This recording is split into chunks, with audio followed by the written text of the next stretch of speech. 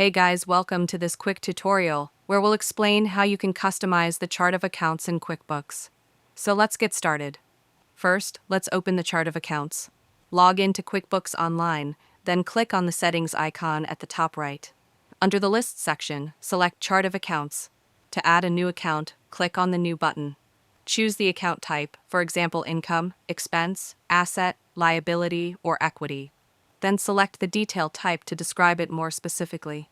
Enter an account name, like marketing expenses or office equipment. You can also add a description or an opening balance if needed. Once done, click Save and Close. If you want to edit an existing account, find it in the list. Click the drop-down arrow next to Run Report and choose Edit. Update the account details as needed, then save and close. You can also hide accounts you don't use. To do this, click the drop-down next to the account and select Make Inactive. This way, your chart of accounts stays clean without losing past transaction history. At the top of the chart of accounts page, you can also search or filter accounts to quickly find what you need. QuickBooks automatically groups accounts by type for better organization. And that's it. If you found this video helpful, consider giving it a like and subscribe.